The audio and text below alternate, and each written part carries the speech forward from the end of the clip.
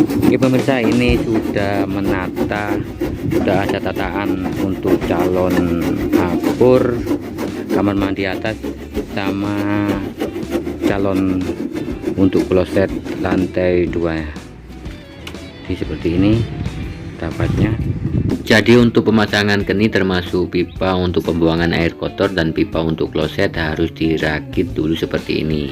Oke pemirsa, simak terus videonya, jangan di skip agar Anda paham dengan penataan pipa kamar mandi untuk lantai 2. Dan perlu Anda ketahui, untuk pipa yang ke bawah ini sudah kita sediakan dan kita taruh di sebelah kolom. Untuk apur kita pakai pipa ukuran 2,5 in yang kita sambung jadi satu dengan calon pipa untuk talang, dan pipa untuk kloset kita memakai pipa ukuran 3 in. Penataan pipa seperti ini memang agak remeh, daripada kita tata atau kita kasih belakangan malah akan susah dan tidak akan rapi. Jadi yang paling tepat kita kasih atau kita sediakan bersamaan.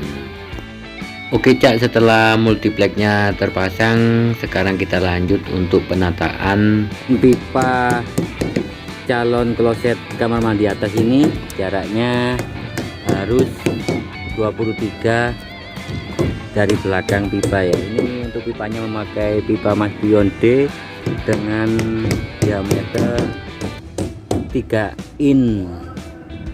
Nah ini 23 cm. Dan untuk pipa calon apurnya saya kasih jarak 12 cm rata pipa belakang. Dengan jarak segitu sudah cukup. Nanti kepotong keramik kurang lebih 3 cm, jadi tinggal 9 cm dari dinding kamar mandi ke lubang apurnya. Oke bosku, jangan lupa like dan subscribe ya bosku. Oke, ini sudah penataan multipleknya. Oke pemirsa dan teman-teman semuanya, buat yang baru gabung atau baru tahu channel Patamera Pos, bantu like video ini dan bantu bagikan juga agar video ini bisa sampai ke teman-teman yang membutuhkannya. Dan buat teman-teman yang sudah menonton tapi masih belum paham, bisa diputar sekali lagi dari awal. Oke pemirsa, untuk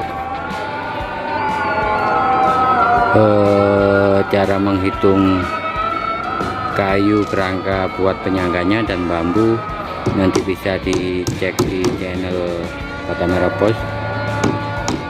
Di video berikutnya saya akan membagikan cara menghitung kayu buat kerangka dan multipleknya. Oke, terima kasih yang sudah menonton video ini, semoga bermanfaat bagi kita semua. Selamat istirahat. Wassalamualaikum warahmatullahi wabarakatuh.